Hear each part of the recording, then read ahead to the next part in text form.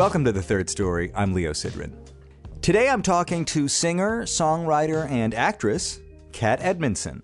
Last year I saw a video from Kat's record, Old Fashioned Gal, in which she pranced through Manhattan with a genuine joie de vivre not seen publicly, as far as I can tell, since around 1968. The video was for her song Sparkle and Shine, which she wrote, as she explained from the stage at a recent concert that I saw, imagining that Fred Astaire was singing it to her. When I saw the video and I listened to the song and I heard her voice, it gave me some real relief. I spend more time than I would care to admit pretending that I'm not as much of a romantic as I am, and Kat was desperately unafraid of her own romanticism, her own nostalgia, and her own sense of magic. And at the same time, the fact that she's putting this music out and this image into the world today, given everything that's going on, it seems like a radical act. I'm a fan. On that album, Old Fashioned Gal, Kat wrote much of the material, including the title song, Old Fashioned Gal, which is a song that might as well be her professional manifesto, and for which there is also a video that plays like it could have been cut out of Woody Allen's Everyone Says I Love You. In fact, Kat was in a Woody Allen film, Cafe Society, and she tells me the story of how that happened and what it was like in today's conversation. There's a little bonus snippet on the Patreon site as well, patreon.com/thirdstorypodcast, of our conversation that did not make it into the final cut, and it's there for you if you're a patron. But for the rest of you, don't worry. There's so much gold in this conversation that by the time you're through listening, you'll be rich enough to support me on Patreon. But in the meantime, you can head over to the website, third-story.com, to hang out, check out the Spotify playlist I curated for this episode, and watch the videos of Kat that I posted. Also, you can dig on some previous episodes featuring Kat's friends like John Ellis, that's one of my favorite all-time interviews, Duchess, Ryan Scott, Adam Levy, and other jazz not jazz singers like Satchel Vasandani, Madeline Peru, Becca Stevens, and so much more. Third-story.com. Kat's new record, Dreamers Do, came out, guess when? Today. So it's a good time to learn about Kat Edmonson if you don't know her already, and to get to know her a little better if you're already a fan. Here we talk about her journey out of the Lone Star State and into the Big Apple, the quiet power of having a dream, and not asking permission. Here it is, my conversation with the lovely Kat Edmonson. Something about your musical universe makes me think that you might actually believe in magic to some extent. Thank you for saying that. I mean, I don't walk around claiming that, but if magic is the word, there's something like that. Yeah, that's where music comes from. That's how I've come to do what I do. There's just this kind of, I guess I'll call it like a knowing. Mm-hmm. And when I have a particular knowing about something, then I'm not concerned about the way in which I'm going to get there or even like what's required. The fact that you are flattered when I say it seems like you believe in magic, though, does sort of seem that it's not only a way that you've traveled through your life, but it also does come out in the music, that there's something slightly magical about the world that you're trying to create. Definitely. I've always known that this is what I would do. And when I say this, like there's some aspect of performing. I can remember from a very early age knowing what I would do, and I want to be really particular in describing that because it's not like I knew really specifically what I was going to be doing, but I knew the essence of what I would be doing. I was watching old musicals, and I actually have a vivid memory of watching Gene Kelly and Singing in the Rain and understanding that I would be doing what he was doing. And that can be interpreted any which way. And I guess the way that I understood that was performing. I was ready for there to be a camera or a stage or a moment that I would need to improvise, or I was just ready. And that was probably, I was 4 years old. It was a very childlike understanding, but I've maintained that for the majority of my life, that when I know something deeply, it's just a matter of when it's going to show up, and I do kind of wait to see how it will appear. And meanwhile, I'm quite active in creating something to come about. Mm-hmm. But I'm always just kind of following what it feels like I've already understood to be true, if that makes sense. You told a story when I went to hear you play at Subculture at Winter Jazz. You told this story about moving briefly to California with your mom when you were like 4 years old, around in the same period of time, maybe even younger. When I was 2 until I was 4. I joked and said, like, I went out on a bus in search of fame and fortune. Right. But we just lived there because she got a regular job there. But I was meanwhile watching movies, and I knew we were in, like, the land of Hollywood or whatever. Well, the thing about the story that was so wonderful is you tell the story about Fred Astaire and about attending the same church as Fred Astaire. Yeah, we attended this Episcopalian church off of Santa Monica Boulevard, and every Sunday we would go there, and so did Fred Astaire. And he sat in the back because he wanted to worship in private, and they would bring him his communion rather than going up to the altar. And it was a way of, being able to worship and I guess not distracting everyone else as well, because he's Fred Astaire, and who wouldn't want to watch him?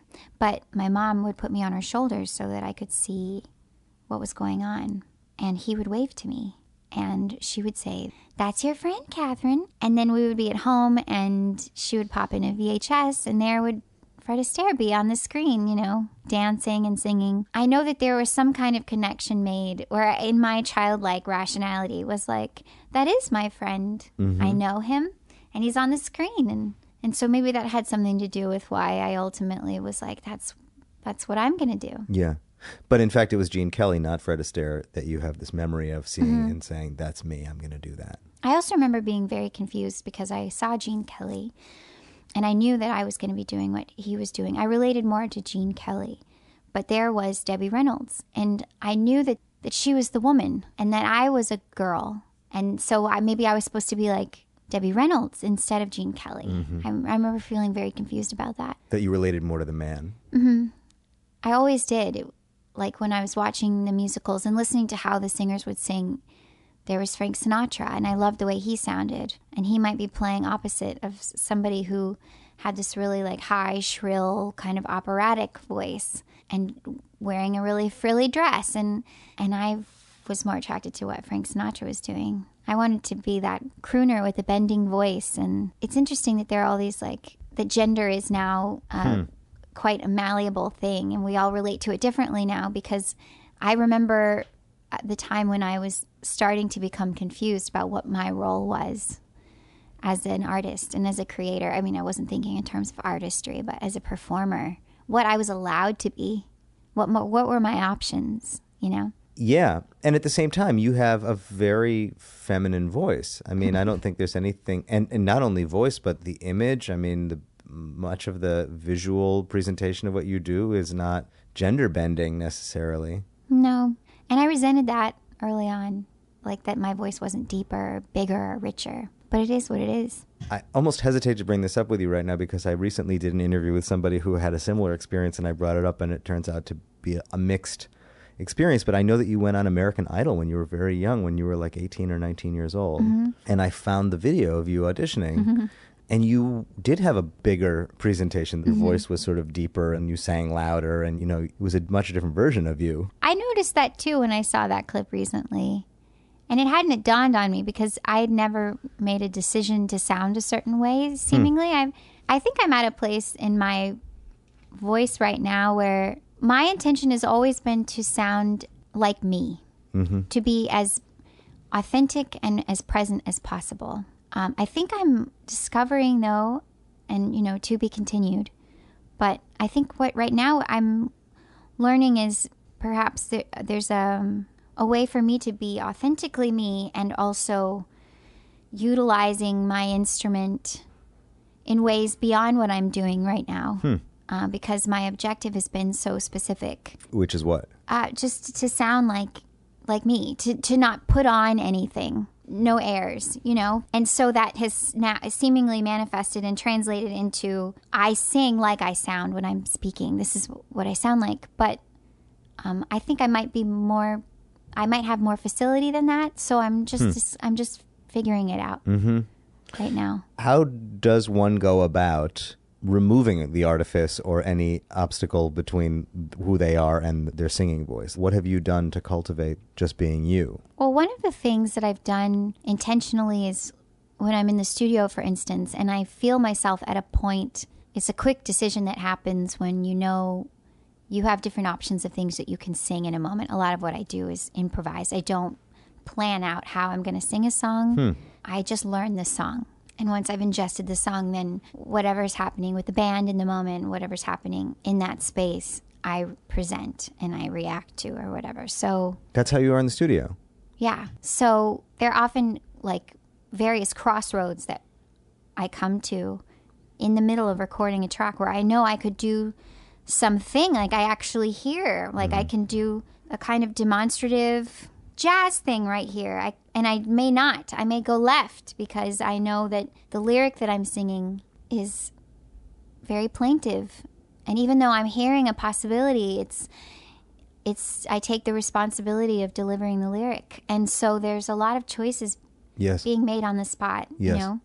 And it's all ultimately come to how I have sounded on my records and how I come across now. But it's all those little decisions. I think I could be singing certain ways that I don't because I want to be really true to the sentiment of the song and who I am singing it. I am really struck by the fact that you take so many chances in the studio because you make big records. You make records that are very produced, that are extremely arranged, that have a lot of moving parts. You are at the center of all of them. You're the most important thing. The sound of your voice is the thing that really matters above all else. But, you know, you have strings on your records. You have like elaborate arrangements. And I could imagine being in that situation and thinking there's too much at stake here to be taking any risks. I don't feel that way. I feel like I can't afford not to because of what it is that I'm trying to capture. I don't have the confidence to. I'm not just an executor, you know? Having said that, like when people have had me in on their sessions and they need me to learn their song and I'm delivering, like I'm going to come in and I'm going to sing it and they're going to get what they need from it. But to me, recording is capturing a moment, an honest moment. There's a translation of the thing within us that's greater than ourselves that's needing to come out. And I don't want the moment to be that I had something to prove or for you to see the work that I've put into it. You know? It has nothing to do with that. I feel like while talking to you right now, I'm speaking so abstractly that no one's going to know what I'm talking about. Okay, then let's talk specifically a little bit and then we'll come back here. Okay. But lately I have found myself really interested in the abstract. There is something about that is just like, I need it. But I guess I want to talk about who you were because I'm a little bit fascinated by how you grew up. You grew up in Texas for the most part? Just you and your mom? In Houston, yeah. My mom and I, very small family. I had a godmother who played a great, important part in my life. I didn't have grandparents around, but she was close to my mother's parents. And so it was like she kind of carried on their presence in my life. And she loved music and old movies, and we shared a lot of stuff. I think Old Fashioned Gal, my whole last record, I was thinking of her the entire time. Your godmother. Did you get a sense that you were different, interested in different things? Yes. I kind of kept it as a secret. Like I knew what my friends were listening to. I knew what I was checking out, and I just determined that it wasn't very cool. What you were into or what they were? They wouldn't think it was cool if you said, I'm into these things. I just made that decision on my own. This is not that cool. What were they into? They were like, listening to contemporary pop, whatever was on the radio. And I often extended myself to listen to the music that they were listening to and to decidedly enjoy it just so I could hang out with them. But I remember oftentimes thinking this isn't that good. And I loved what I loved. Did you go to that high school in Houston? I didn't. You didn't go to the one that Alan everybody went to? Yeah. High School of Performing Arts? Yeah. No. I went to an ordinary high school. Actually, everyone would know where I went now because Wes Anderson made a movie there. I went to a small private school called St. John's School where he filmed Rushmore. Oh, wow. And he actually filmed it while I was going to school there. Yeah. We had Rushmore on our school gate for about 6 months. And then I left there, much like the character in that film, and I went across the street to the public school, which was Lamar High School, and very much had a similar experience to that character in the movie. But it was just an ordinary high school. I ended up starring as the lead role in the musical in my high school. I was Sandy in Grease. So Which is even a little knew. modern relative to the stuff that you You're really right. love. Yeah. But that was evidence that I had, like, skills. Right.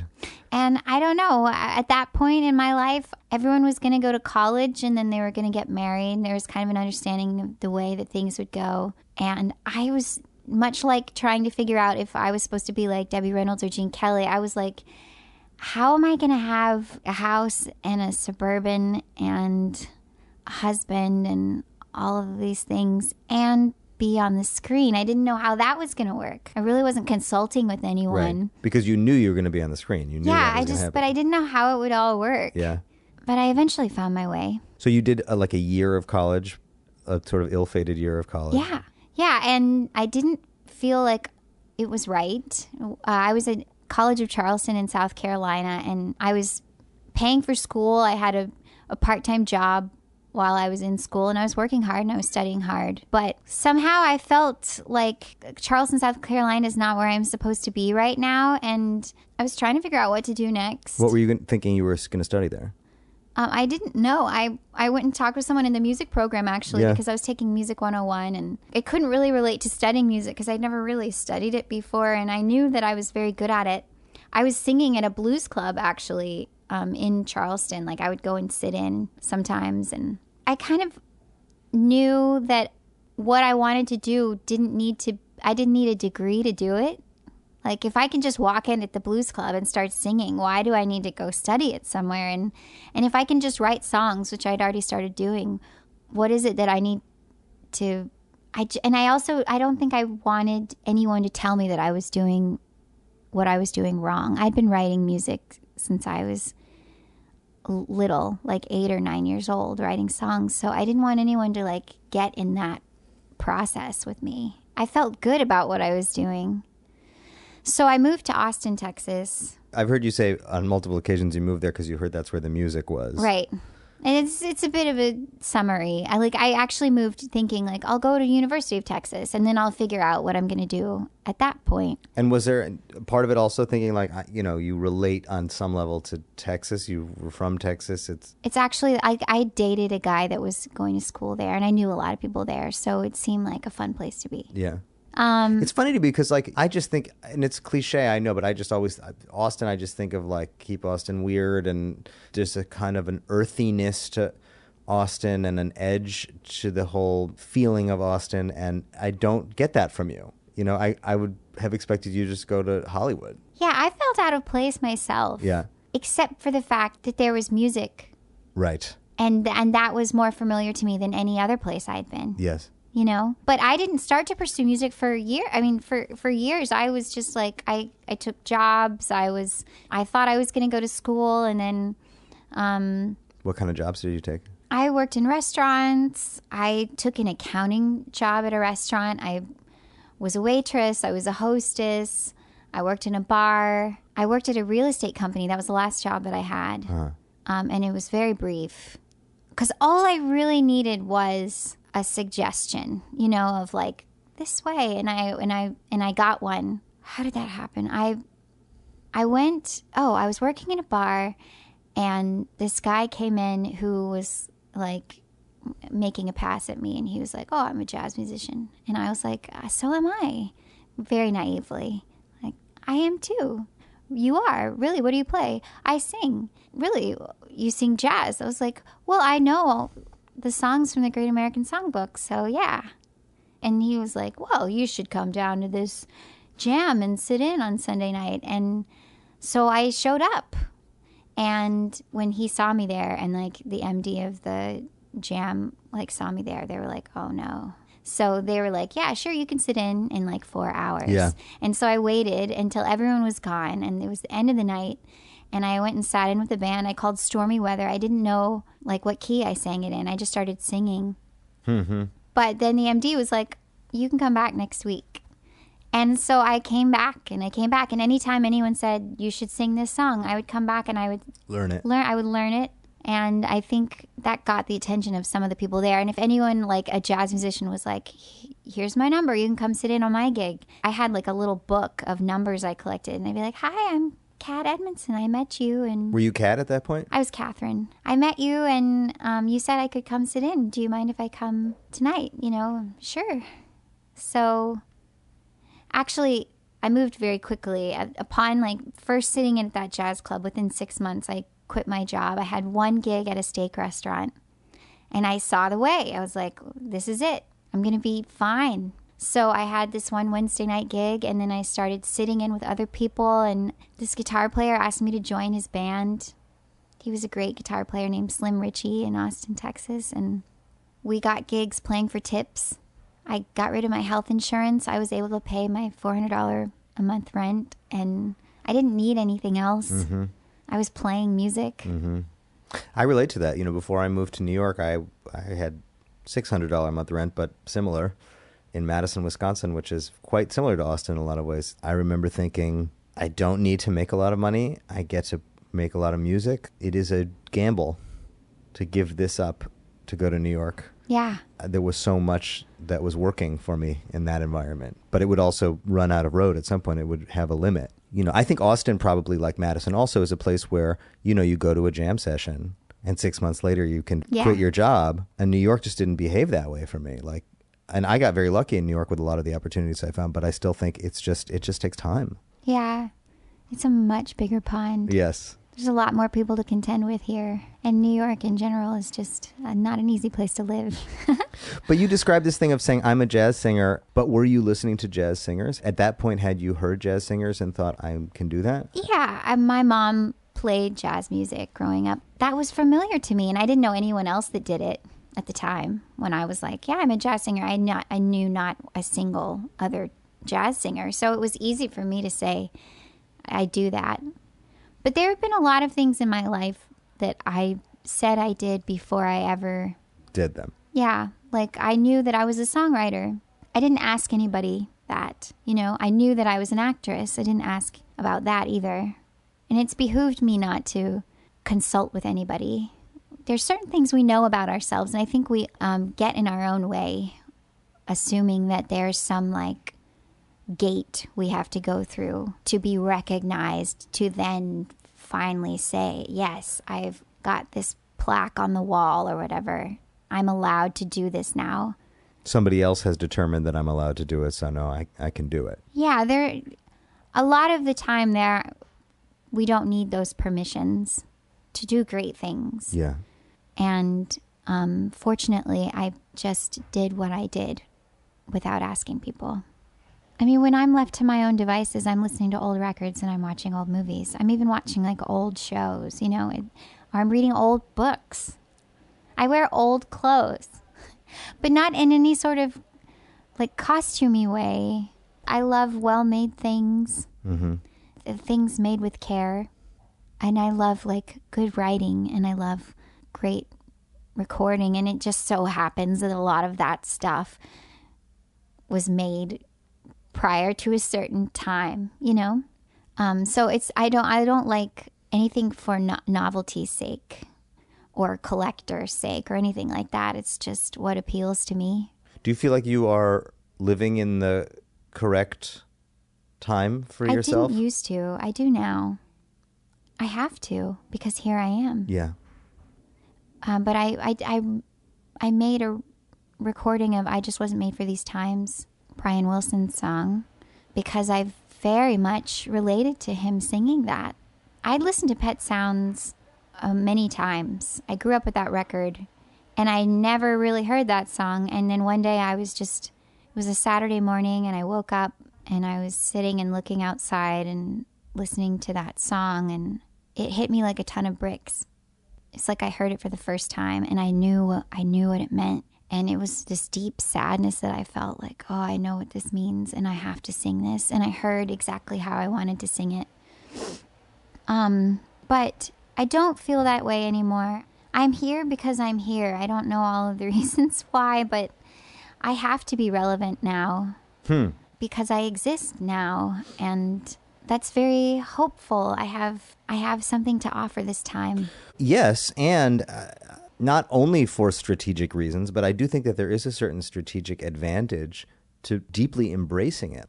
Like you made this album with Mitchell Froom, which is incredible. Thank It's you. an incredible sounding record. The writing on it is brilliant. Thanks. It was a happy surprise to find that record. I loved making that record. I love Mitchell, and we had such a glorious time making it. How did that come about? How did working with him come about? Actually, I had always known about Mitchell, and I'd been interested in him. It never occurred to me to work with him myself. Yeah. And then I was working, I was with Sony Masterworks, and they wanted very much to be involved in the A&R process of recording. And so they were giving me names of producers, most of which I was saying no to. And then they brought up Mitchell Froom, and I said, sure, I'll talk to him. And when we got on the phone, I felt so comfortable talking with him. What did he say to make you feel comfortable? It was not so much what he said, it was how we spoke. We had an instant connection. Yeah. And he didn't have an agenda, and I felt safe, like I could create with him. I don't remember what he said. I was in London gigging, and I called him from the hotel lobby. So we agreed to meet, and I flew from England when I finished my tour to LA, and I went to his studio and I sang like 20 songs to him because I still don't play an instrument. So I just sang him my ideas. That's how you write? Yeah. Like sort of a cappella? Yeah. I have a 4-track on my phone, and I also have just my voice memos, and I sing all the ideas in there. And then I get together with a musician. Right now, in the last several years, it's been my drummer, who's also my boyfriend, who probably doesn't want me to say that on the radio, and he just like plays the chords, and I tell him like, not that chord, yes, that chord, and it's this very tedious process that only a loving partner might have for you. But I went and sang to Mitchell, and it was like playing. Like, it was like, you know, when you're a kid and you met a friend on the playground and you just like were like, yeah, we're going to play together tomorrow and we'll play together the next day. With Mitchell, we had the luxury, because I was recording for Sony, to be in the studio for 2 months and work together every day. And that's all I was doing. And I've never had that kind of luxury again, but it was tremendous. And it is not as defined in the sort of nostalgic, old-fashioned gal kind of zone as what came after it. In an interesting way, it seems like you found more audience by kind of allowing yourself to behave as if you're from another time. I mean, honestly, because of my influences, they were so strong, I kind of feel like I am of another time. I relate to older generations more than I do my own. Yeah. And it's no coincidence that there are a lot of, you know, people that are not my peers, older people at my shows, that are relating to what I'm singing about, what I'm talking about. Interesting. Did you have friends your age when you were growing up? Lots. I still do. But I don't know if you can call it an old soul or whatever. It's funny. Yeah. It's who I am. I'm an only child. I was obsessed with my parents' generation. So you went back further. I just wanted to be from the 60s. I fantasized about being a peer to my parents and their friends. I fantasized about that too. But what my mom was introducing me to was actually of her parents' generation. Yeah. And I didn't know that. So Yeah. I was actually shocked to find out that she was listening to even older stuff. Oh, you thought she was giving Yeah. you her stuff? Yeah. So I was actually ultimately disturbed. Yeah. Because I was like, well, where are the people that I'm supposed to be relating to? Like, Yeah. they're all dead. Yeah. They're 2 generations ago. Yeah, because, you know, now everyone's grandparents, like, don't even relate to the music that I'm referencing. Right. There's certain things I just have to explain to people in my shows, like the big band era and things like that. That's not, they were listening to Jimi Hendrix. They were That's talking right. about Woodstock. They don't necessarily relate to what I'm talking Right. about. Did you discover Blossom Dearie at some point? And what did it feel like when you heard her sing for the first time? Very curious. The reason why I started checking her out was because people told me that I sounded like her, and they were humorously surprised that I didn't know who she was. So I thought, well, we must sound alike. So I listened to her, and then I realized, yeah, I see the similarities, you know, but I didn't totally identify. I just became a fan. And I actually came to New York on a vacation and saw her at Danny's Skylight Lounge. and she was great.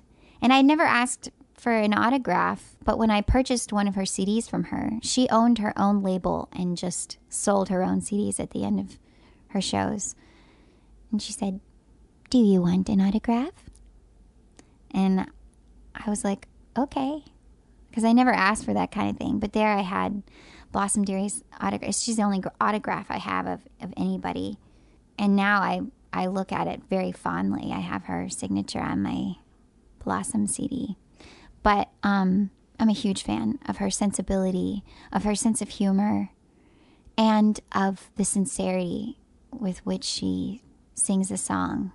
I think she's a better singer than I am when I hear her, because now I'm compared so frequently. And I think now you can hear her influence on me. You can?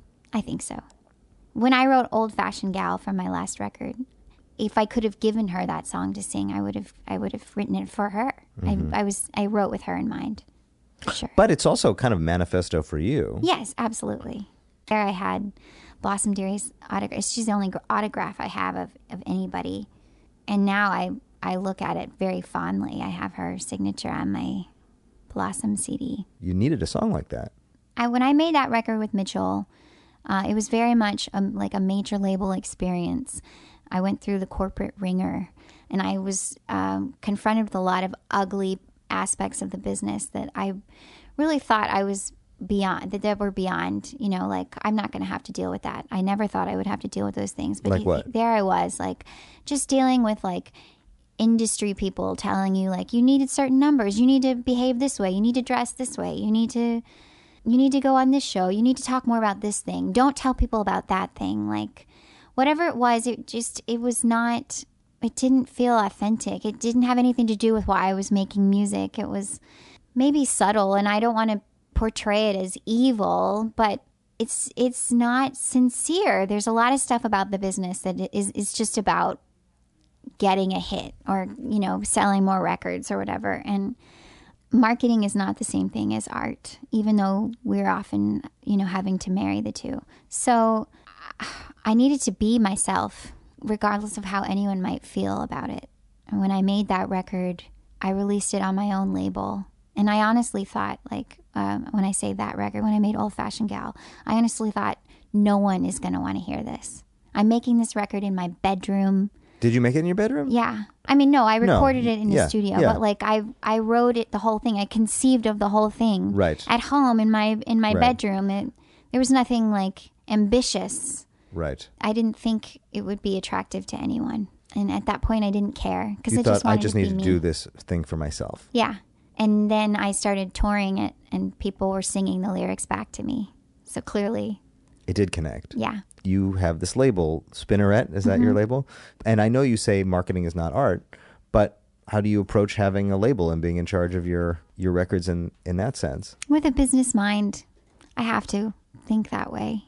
I try and make it as much about just how to get to my fans, how to find my people, rather than how do I get more people to like me and how can I provide them something that they might like. In this case, I really look at it as like, I have people, and therefore I can assume that there are more people like those people, and how do I find them? And then it's a matter of trying to connect with the people that are looking for me or someone like me, and then how do I make sure that the people who are already my fans know what I'm up to, rather than the exhaustive process of pulling a rabbit out of a hat. So did that inform your thinking about your new record? No. I got the opportunity to go in the studio with Al Schmidt. So Old Fashioned Gal, I released it by myself, but I recorded it for Sony Masterworks. They decided not to put it out. But there was a long period of time in which I didn't know if they were putting it out or if I was going to put it out or if I was going to get it back even. Did they pay for it? Yeah. Great. So I was, right. That was very fortunate. That's right? amazing. So I was just in this holding pattern. And Al Schmidt, this really famous engineer that Leo has already done a podcast with that you can check out. And I had worked together since my first record. I've made an effort to work with him on most of my records. Anyway, we stayed in touch, and he was like, "What are they doing with that record? I love that record." he mixed that album. And I said, I don't know what they're doing, Al. And he was like, let's go in the studio. Let's make a record. So he's a part of this entity called the Meta Alliance. And it's some of the world's most famous leading engineers and producers. And they get paid a certain amount of money to record. Like, people pay and fly in from all over the world to watch them record a session. Oh, it's the people who I see. Yeah. I thought it was like providing educational opportunities to watch these people record, which it is, but it's educational opportunities for a very select group of people who pay a lot of money to watch them do it. Wow. So it's a very selective group of people. This was at Avatar in New York City, and we're in the studio together, and they were in the control room with us. And how many people is it? That's a good question. I want to say maybe they're like 40 or 50 people. Oh, it's a lot. There. It is a lot of people. 40 or 50 people fly in. Yeah. To watch Al engineer. Al and Ed Cherney. Incredible. Who just recently passed. And that was the second time that we had worked together in that way. When I made my second record, Al was trying to figure out how I could... I'd recorded my first record at my own expense and put it out on my own label. And Al Schmidt mixed it, which is a story in and of itself. But upon working together for the first time, he said, I want to figure out how you can... I want to either get you signed, I want to make another record with you. I want to help you, yeah. And I didn't sign with any label at that point, but he called me one day and said, I think I figured out how we can record you for free.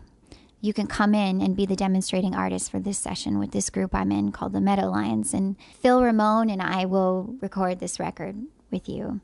And that was a total dream come true.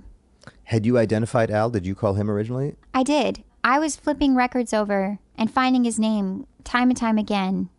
And I was really paying attention. This was when I was making my first record, and I was listening to music on the radio in Austin. I was listening to local bands play, and then it was like the local like NPR affiliate in Austin, KUT.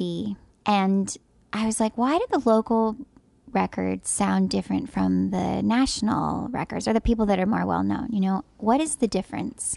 And how do I sound like those really big international records, the ones that are on labels, the ones that are, what is the difference? So I started investigating, trying to figure it out. And I was looking at all the records that I loved, and I kept seeing Al Schmidt's name, and my piano player, co-producer on that record at the time, had played some sessions at Capitol and said, why don't we reach out to Capitol and see if they can get us in touch with Al Schmidt?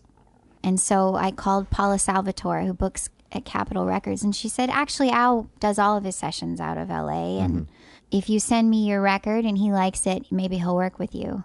So I sent my record in hopes that he would mix it, and he liked it, and I went and worked with him at Capitol. I slept on the floor of my licensing office in Los Angeles because I had no money to pay for the hotel. I took a cash advance out on my credit card to go and work at the Capitol Records building. And it was one of the best decisions I ever made. You think so? Absolutely. I mean, working with Al has been, you can't quantify the contributions that he's made to my career. Just by way of working with him and the kinds of recordings that we've made together. And also, that's where I wanted to end up. And I didn't see a reason not to just go that way. I know some people who make the call, the kind of scary call. I mean, to me, those are the scary calls because I'm not sure what's scary about it. Call the person you really want to work with. Call the person that you would dream to work with. The worst case scenario is they say no. The best case is they say yes. I think the scary part is if they say no, you never can go through that door again. Maybe. For me, that's what it would be. Yes. But I always have a lot of nerve in those moments that, like, I can back it up. And I think nerve counts for something. I mean, I think, interestingly, I wonder if the people who have a lot of nerve, who believe they can back it up because they have a lot of nerve. Because they have a lot of nerve. Yeah. But it goes back to that knowing that I had as a kid. I don't know, I can't describe it. It's hard to articulate. I know what I'm supposed to do. And no one can tell me otherwise. Not anybody. I've run into walls. I've been rejected. But those people cannot convince me that I'm supposed to do something else. So if I know that, then I just have to keep going. So what does success mean to you? Well, I've had to ask myself that question, especially after going through, I've had a lot of really exciting experiences. And then there's also like what happens after those exciting experiences. Then you try and go to the next biggest thing. But there's a lot of moments in between those experiences where it's like, what's next? And what is this all about? And success, I thought maybe was being on a major label. It can't be that because I'm not on one anymore. So it has to be about something else. I don't know. I think about it daily. And I think it's much more simple than I even want to admit. I think it's, can I enjoy the moment right now? I think that's success, honestly. Ambition is really fun. But it's also very confusing. And even though we're all extraordinary and it's important to prove that in our own individuality, just enjoying myself and embracing myself wherever I am is, I think, success. Is that a challenge? No. I just sometimes wonder where to. I'm pretty bold and I can do pretty radical things, but it's easy in that state of just going for things and trying things to start craving more, which inherently implies that there's something better than who you are or what you have. And I think it's almost like the American way now, like to be that way. And I don't know that we always as a human race, need to be striving. I think it's slightly misguided. I think it is enough just to exist and just to do the dishes and just to wake up in the morning and to live. I don't think we all need to be some spectacular star on Instagram.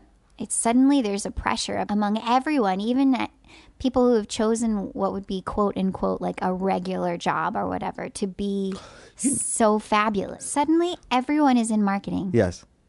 Every pedestrian is in marketing. You said it's enough to do the dishes. It's enough to wake up. It's enough to live your life. How do you look? What does your life look like?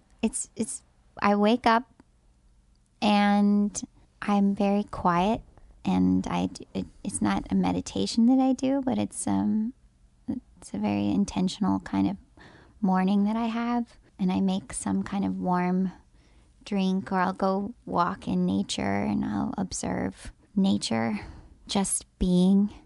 This is your regular life. You wake up quietly, make a warm drink, and observe nature. Yeah, because I think I have a lot to learn about just being still and just being. Like a tree is not, this. If you go outside and look at a beautiful tree, and it's not like scheming about how it's going to stand out among the other trees, and it's not worrying about how it's going to be a tree tomorrow. It's not, there's a lot of things it's not doing, but there's this thing, this life force inside of it that also exists inside of me, that's functioning entirely on its own. Growth and healing or whatever is happening entirely independent of my making it so, and I think being in touch with that, whatever that is, allows me to also be very close to my creative self, in that I know that my when I write a song, I don't set out to write a song. They ask to be written. Like I heard you say that on stage. You're writing a song when you start singing a song you've never heard before. Yeah. And where does that come from? I don't know, but I want to respect it and honor it and make as much space for it as possible. Mm-hmm. So that little bit of time that I take in the morning is probably the most space that I really give it, because I'm a working artist and I run a label now and I'm performing a lot.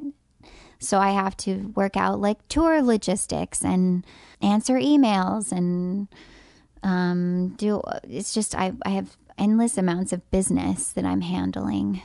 So in between the business that I do all day, which is very not glamorous and it's in front of my computer and often like in sweatpants or something, I take little moments to be quiet and I cook or I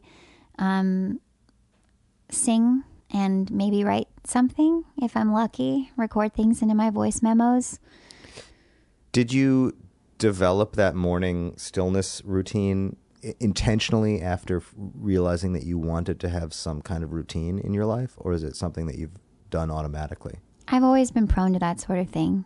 I've been trying to introduce some routine into a life that the structure of my life is highly routine. I have an 8-year-old daughter. I have a life, but the work is not routine. And, you know, today we got together at 2 p.m. As you could tell, there's a lot of chaos in my house right now. I've been trying every morning to find something that is kind of reliably constant that sets my day spinning in the right direction. Mm-hmm.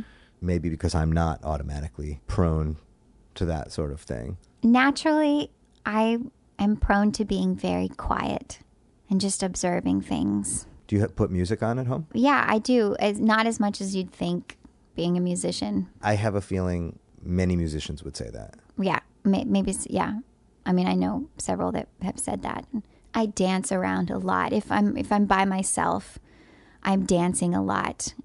I act. Talk to me about that. I don't know much about your acting life. I have just always identified as an actress. It was one of those things I said I did before I ever did it. Yeah. So I knew I would pursue it at some point. And I did it on really small scales, like in high school. And I was in this very small show that I ended up dropping out of in college. And then after I made The Big Picture, and while I was making Old Fashioned Gal, I was at home for a certain period of time working on this music. And I wasn't on the road. And I had a friend who taught at an esteemed acting school in Manhattan. And I decided I wanted to go to acting school. Huh. So I enrolled at the William Esper Studio and I studied Meisner for 2 years. And I've since been in auditioning and things like that. I've been in a couple of movies, but I read plays and I get together with other actors and do play readings. But something tells me that you sort of see it as a foregone conclusion, as an inevitability that there's some role coming for you. There's some other part of your career as an actor that's I do just going to happen. I do. I'm very curious as to how, because I feel like I'm just feeling around in the dark right now, but I do. I know it's something I'm supposed to do. I don't know. I got to do it. How does that world compare to the music world? It's quite different, actually. Is it? It takes the same amount of gusto and determination, but they don't function the same way at all. Even agents don't do the same things in those worlds. Mm-hmm. It's like an acting agent is not the same thing as a booking agent. Right. Maybe I'll end up doing my own show. And my greatest interest in that is just being able to cut to the chase and being able to express a certain role or a certain character that I want to express. Right. That I know that I'm capable of, and I don't want to wait around for someone to appoint me to that role. But I do love just fitting in and playing a role. Right. Yeah, I have no concept of it. It'd be so, I mean, a little bit, I guess, as a musician, sometimes you come together and you sort of have to find a way to interact, but I don't think it's the same at all. I don't know. Do you feel like, I mean, you said at the beginning of the conversation that really what you have been striving for in your music is to just basically, and your singing, to just be the most yourself that you can possibly be. Yeah. And the most authentic or true to that. Mm-hmm. Is there any overlap in acting? Absolutely. How so? Because in order to be a good actor, I have to be true to the moment. Mm-hmm. I can't be like anticipating what I'm going to act. And I don't. Uh-huh. It's the same way that I will learn a song and then I'll play it in the moment. Mm-hmm. I do the same thing with my lines as an actor. There might be certain things that I need to achieve in a moment within a script. Yeah. But how it's going to play out, I never know until I'm in there doing it. And that's how I can authentically go through an experience before you, you know, rather than have planned what the whole experience is. I mean, that's not real. That's like... But it's acting. Schmacting. Schmacting. It's schmacting. That's what we call it in school. I love that. So this idea of, well, acting is just a predetermined set of decisions. That's schmacting. Yeah. Is it exhausting? It's so energizing. I mean, you might be exhausted after all is said and done, but in the moment, I never even remember that I'm exhausted. If I'm sick, I don't remember. If I'm cold, I don't remember. Does that happen when you're singing too or not? Yeah, for the most part. I heard you the other day, you had a cough when you were on stage, and I could tell that you were so concerned about your voice holding out that you said something to the audience in case it betrayed you in the middle of a song. Yeah, I just didn't want my audience to worry. I wanted them to know that my voice might start cracking or it might do something crazy, but like, let's do this together. Yeah. It's cool. I'm just going to sing through it. I didn't want them to have a moment where they might be sitting there like, oh my God, she's uncomfortable. How's she going to do it? And I can't even pretend to be the type of singer that's like a tightrope walker, that I'm going to achieve some death-defying act before their eyes. I'm just not even that impressive, I think, as a singer. But I'm going to stay with the moment, like, no matter what. Yeah. I'm not going to, I'm there. Yes. And I'm not going to bail. I'm there 100%. So whatever's happening, I love it and I want to use it. I love the limitations that happen within a room, within a space. I love that I had a cough because that's what I had to work with in that moment. Yes. You were in Cafe Society, Woody Allen's Cafe Society. Right. How does that even happen? Great question. It's a bit of a roundabout story, and how these things actually come together, I don't know. But I was interviewing managers, and I reached a point in my career where I wanted whoever I might bring onto my team to really understand that I have the intent of acting as much as I do of making music, recording music and touring. And I really wanted somebody on board that was going to help me pursue that arm of my career. And every manager that I interviewed was like queasy when I would start talking about that. And they would try and sweep it under the rug like I never said it. Like, yes, we can still do this. You're a recording artist. So I came across this one manager who worked with a composer that composed for one or two Woody Allen films. Oh. When I said, I want to be in movies, and he said, what do you want to be in? What do you see? I said, I want to be in a Woody Allen film. And he said, great. I'll send an email to Woody Allen's producer. I happen to have her email. So he sent her an email and said, I know this artist that would be fantastic for a Woody Allen movie. She could do the music, she could be in it, whatever. And the producer wrote back very politely and immediately and said, thank you so much. We're beginning filming pretty soon, and I'll let you know. Meanwhile, my booking agent, got an email for another one of his artists for the Woody Allen film. It was Norah Jones. And she was busy making a record and wasn't able to be in the film. They reached out to him with an offer. They weren't even like asking. They just like already had an offer in place, and they wanted Norah Jones for the film. And he said, you should really consider this other artist of mine. And they said, thanks, but we were looking for Norah Jones. And he said, you should really consider her. So during that time, I had a friend, Vince Giordano, who has a band, Vince Giordano and the Nighthawks. And somehow I found out that he was going to be filming in this movie. So I called him and I said, Vince, there are some, people that are actually considering me for this film. Can you just say my name? They should hear it from as many people as possible. I want to be in this movie. So he said, sure. I'll say something if I get the opportunity. And ultimately, I got information about the film and the songs that they were going to record in the movie. and there was a great possibility that it might be me. So, I got the information from Vince. He told me Sure. what songs they were working on. So I started working on the music, and I was like, I'm going to be ready when they call. I'm going to be ready. And I walked all over New York for 2 days, just learning all of the lyrics to "I'll Take Manhattan" and "Mountain Greenery," and just fantasizing about the dream, the greatest dream that I've always had, to be in a Woody Allen film, feeling so close to it. And I was supposed to hear on Monday. Eventually, this manager that I had been in talks with called me that afternoon as the sun was going down, and he said, I just want to say I'm sorry, And I was like, about what? And he was like, oh, you didn't hear. And I said, hear what? And he said, oh, I'm sorry, Kat. You didn't make it. You're not going to be in the film. And I was like heartbroken. And he was like, I'm really surprised your agent didn't tell you. And I was like suddenly pissed. I was like, yeah, me too. Why didn't my agent tell me? What a jerk. He didn't want to call me and tell me. So I was like sad, and I went home and I turned on Manhattan and like thought about the movie that I wasn't going to be in and cried. And then I thought, that's really strange that my agent didn't call me. He's really great. My agent's great. Why wouldn't he have called me? So the next morning I was doing the dishes and my agent called, and he was like, are you sitting down? And I was like, no. What do you have to tell me? And he was like, I'm looking at an offer with your name on it to be in the next Woody Allen film.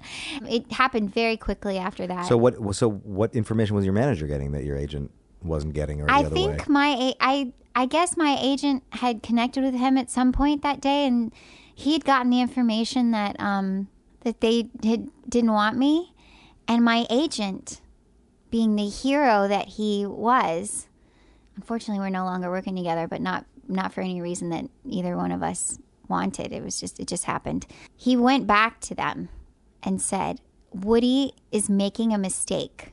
Please go back to Woody and say he's got to have her in his film. He's going to regret it if he doesn't. She's perfect for this movie, and there's not going to be a better artist for this movie. And so they went back and they told him that, and he said, okay. I think they didn't like my hair. I have really short hair. And well, okay. So, immediately I just think of you in a Woody Allen movie with the haircut that you have right now. It's like a straight line to Mia Farrow. Right? When I got this haircut in 2011, I told the haircutter Mia Farrow and Rosemary's Baby. That's the vibe. So, of course. He's like, no, I don't want her in Right. film. I can't have her in my film. Right. So they changed your hair in the movie. So I'm wearing a bob wig, and I was nervous as all get out to do it because I was just so thrilled, and I couldn't believe my dreams were coming true. I prepared the songs. We actually recorded them in advance in a studio, and so I was to go up and lip sync in this big elaborate Schiaparelli remake costume. And lip syncing, by the way, is really hard. But you've done it also in your music videos. Yeah, but it's just not easy. And we recorded 3 different versions of the songs because they didn't know what tempos they wanted. And they didn't tell us until we got on stage to perform in the movie which one it was going to be. So I couldn't and I incidentally, as I told you before, I improvise when I'm in the studio, so I don't plan out what I'm going to sing. So not any one of those takes was the same. So there was nothing I could memorize beforehand. So I really set myself up. Yeah. So you figure it out, though. You hear it and you figure it out. I just kind of try and guess what I personally would have done in that that moment. Right. What would have Kat? Yeah, what Kat would have done sung right here? And try and sing that. So I've heard that Woody on set is often kind of standoffish, or even hiding. He is. He's like around a corner, kind of, not necessarily making himself super available. Yeah, and I think for the reason that he orchestrates everything in advance, and at that point, it's like you're the actor that I hired. You have the lines that I wrote. We're in the setting that I've created. act. You know, it's not like a real collaborative thing. He's highly trusting of the talent that's on set, and he doesn't tend to get involved unless it's absolutely necessary. It actually is like producing a jazz record. It's like producing a jazz record. So in that sense, I was standing there lip syncing and not very well to my own recording and thinking like, oh my God, I'm in the place that I wanted to be, but without like what I need to show Woody Allen that like I'm the right person. That I'm the right person for this, you know? I was starting to be humiliated. I was just like, oh my God, like I'm not good right now. Like he's not getting to see me as, you know, Kat Edmonson in her finest. So much working against you. So after the first day, I was like, that was horrible. So I went home and cried.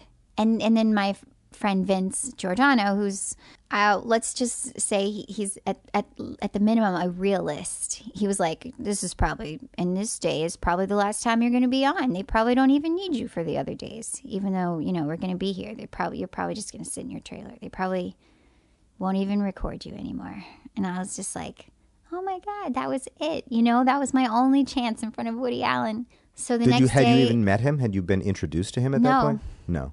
So the next day I got up and ready in my trailer and like got all dressed, and they walked me out to the set, and the guy, the kid, like the intern, dropped me off at the side of the set on the wrong side apparently. So I walked in the wrong door, and there was Woody Allen standing next to his sister, who's his producer, and I was clearly in the wrong place. And he just turned around in classic Woody Allen, you know. He was like, what are you doing? And I was like, I'm in the wrong place. And I was so thrilled that I was, you know, because I got to meet him. And then I walked over to the set and started performing, and it went a little bit better. And then after that, we went to lunch, and Vince was like, that was definitely it. They're not going to need to film you anymore. They're not going to need to use you. You're probably just going to sit in your trailer for the next several days. And I did. I sat in my trailer a lot, and I sat there watching Woody Allen films. I'm pretty certain I was the only one on the set, just like sitting in my trailer watching Woody's films. Then it seemed pretty certain that they weren't going to need me anymore, and I was pretty disappointed. I was like, gosh, I didn't get to show my stuff. And I got a knock on my trailer door, and somebody said, Woody wants you on set right away. He wants to do something new, and he wants to see if you can do it. And my heart just soared, and I was like, yes, this is it. This is my chance. Whatever he needs me to do, I can do it. I can do it. I'm going to do it. What did he want you to do? He wanted me to sing a new song. So it wasn't recorded. I sang it a cappella. They ended up using it in the film. It was Jeepers Creepers. I walked in. I had my wig on, and he's like, what songs do you know? And I was like, I couldn't think of a single song because I was so excited and nervous. And I was like, I know so many and I can't think of one. And so the producers started stepping in like, oh my, okay, and everyone was just like firing off songs. And I was like asking Woody, like, what do you want? You the songs that you picked for the movie are Rodgers and Hart songs. Do you want Rodgers and Hart? And I could see that he was more just like watching me react to the moment than really engaging, because he's just a director on the set the whole time. And the producer started naming the songs that he had considered for the film that they weren't using. And she said Jeepers Creepers, and I said, I'll do that one. I've never sung it. I just need to check out the words. And within 30 minutes, like, they had me in a costume and I was singing Jeepers Creepers a cappella. And it was great because at that point I could improvise, and I really felt like the jazz musician in him was recognizing the jazz musician in me. I mean, I felt like he wouldn't have created that opportunity in the first place unless he felt comfortable from the previous day that I had displayed that there was something that I could do in the moment. He seems so mysterious in the sense that he seems to leave so many people kind of befuddled. Like some producers or directors, I've had the experience watching great producers do it, I think directors would do it too, would give you all of the tools that you need to soar, and might make it their job to protect you. Sure. and bolster you. Sure. He seems to be kind of coming more from the kind of chaos theory of directing, which is like, you know, you're really not sure if this is good or not. But the fact that he asked you to do this other thing made you look back on the previous day and think, I guess it must have been good because he asked me to do something else. So maybe it was better than I thought it was. I don't think he would have taken the chance. Yeah. I mean, it's such a limited budget for his films anyway. I don't think he would have wasted his time. And like an unless he hour out of the day isn't expensive. That's a big deal. Yeah, and it was like, we're just going to try this. Yeah. So, Kat, I have to say, like, sometimes I find myself saying to people I'm talking to, listen, you know, we can talk about your new project, but I want to talk about your whole life and your career. But I feel like we have kind of not talked about it at all, and I want to talk about your new record because I really like it, and I think it has a kind of interesting conceit to it. You've gathered a lot of old Disney songs, recontextualized them, written some original music as well, and kind of created a little opera around this material. Thank you. An opera. Kind of, right? I mean, it's just that word just kind of popped out of my head, but like it's got its own little narrative, and it's from beginning to end. It purports to take place in the space of one night, and it's kind of what happens in your dreams, in dreamland. It's about our concepts around dreaming, what it is to dream, actually physically, like dreaming when you sleep, but also to dream, to visualize and project into the future, and all the wonderful things around that, all the fearful things about that, the things that keep us awake in the middle of the night. I've had such a ball making this album. It's really been an exploration into the things that scare me and the things that keep me awake in the middle of the night. What was the impetus? What led to this? I'd always thought maybe I wanted to make like a lullaby record for children. And there are a lot of wonderful old Disney songs that I recall, and I thought they would be wonderful to rearrange and record. But then as I started working on them, they became something else. And they became much more active than like lullaby arrangements. I realized like, A, maybe these arrangements aren't all for kids, and B... Oh, so that's how you started. You started taking these songs and kind of trying to arrange them as lullabies. Yeah, but then B, like, this music will keep you up. It's not going to necessarily put you to sleep. Totally. So some of it's kind of spooky. And yeah. So I can't call it a lullaby record anymore. And as I developed the music, I realized, no, actually, I wanted to create arrangements that were more active and more upbeat. And so the record kind of runs the gamut. I mean, I wouldn't call it necessarily like an upbeat record, but that's always relative when it comes to me. I operate within very adult tempos. I love that. You are not afraid to take a slow tempo. I'm kind of notorious when I'm on stage and I'm like, come on, guys, let's pick it up. 1, 2.